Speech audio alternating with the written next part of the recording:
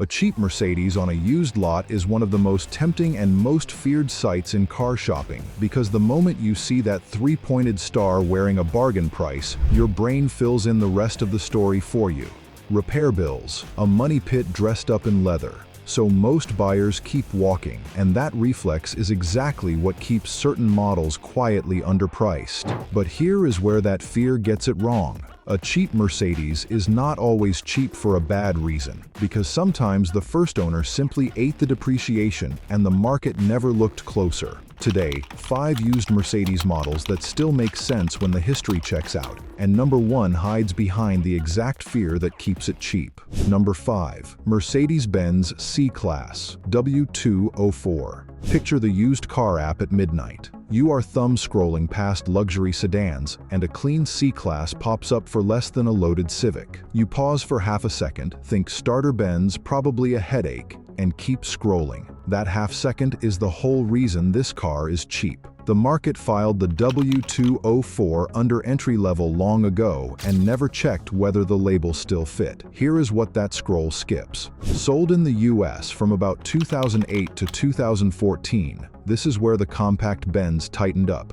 carrying fewer of the electronic gremlins that haunted earlier ones. Clean C300 examples now trade around $8,000 to $13,000. A neglected one still bites, so worn bushings and oil seepage are worth a look, and the records do the talking. But the downside is shallow and the badge is real. That was the small one, the safe place to start. The next car asks a harder question because it costs about the same as the C-Class but comes with 3 times the badge anxiety, and most buyers fail the test before they even open the door. Number 4. Mercedes-Benz ML350 W164. Stand in a school pickup line, and the ML350 is invisible. It blends into the wall of crossovers, an older luxury SUV nobody gives a second glance, and that quiet anonymity is doing real work on its price. Buyers assume a big German SUV out of warranty must come with repair bills the size of the truck, so they drift toward the shinier GLE and leave the ML on the lot. But the real reason to buy one is square footage.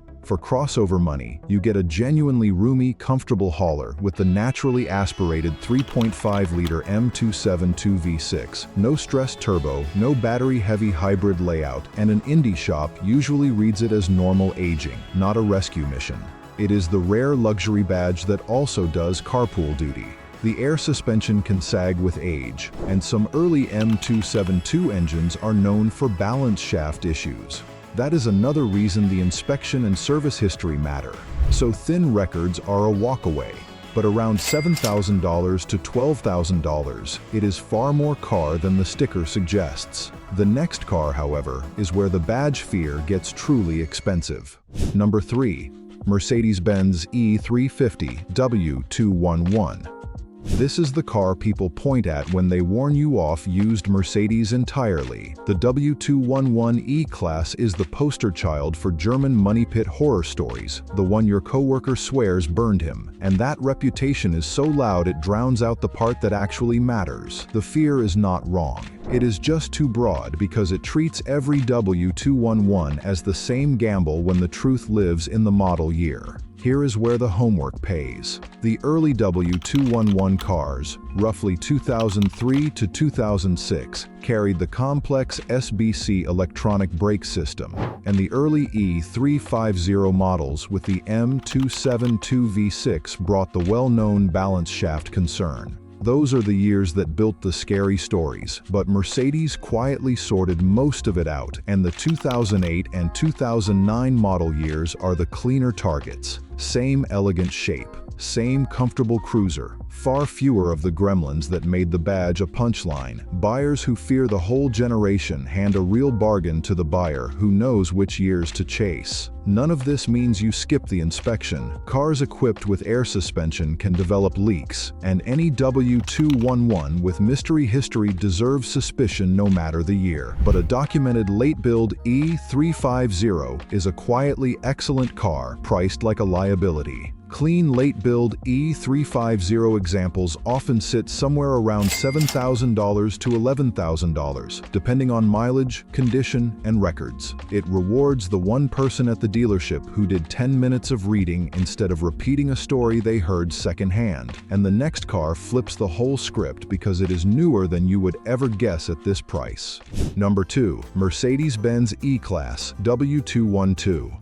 Most buyers assume a car this composed must cost more than it does. The W212 E-Class still looks and feels current, the kind of sedan that glides through a parking lot without anyone guessing its age, and that is exactly the trap working in your favor. People see the polish, assume the price tag matches, and never check. Then they find a clean one listed for the price of a basic commuter and quietly assume something must be wrong with it. Often, the only thing working against it is the year on the title, especially if you focus on the later M276-powered E350s. This generation, sold in the US from about 2010 to 2016 and now commonly in the $10,000 to $16,000 range, is where Mercedes moved past many of the headaches that haunted the older E-Class. Early W212 E350 can still fall into the older M272 family, while the later M276 cars are the cleaner target for this list.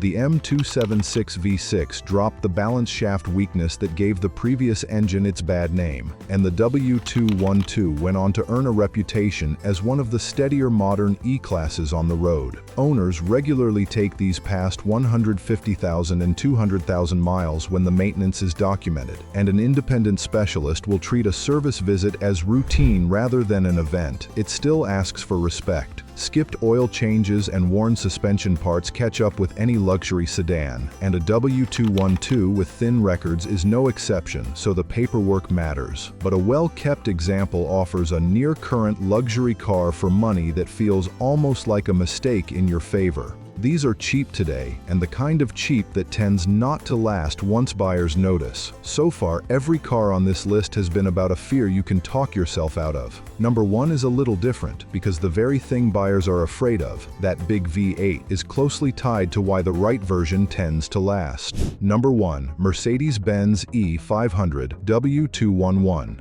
The W211 E500 hides in plain sight on used lots, a big luxury sedan wearing a price that makes buyers suspicious rather than curious, often somewhere in the $9,000 to $15,000 range. The instinct is to see a thirsty V8 in an aging body and read it as a double bill, fuel and repairs both. So they walk, and they never stop to ask the one question that matters here: which V8 is it? In US spec cars, the E500 of this era runs the naturally aspirated 5.0-liter M113 V8, the kind of engine enthusiasts point to when they argue Mercedes used to build motors that simply refused to quit. This is the key distinction to shop for, because when Mercedes later switched to the M273 V8, those cars were renamed E550, and that is a different engine with its own quirks. Stick to the M113 E500 and there is little exotic to go wrong.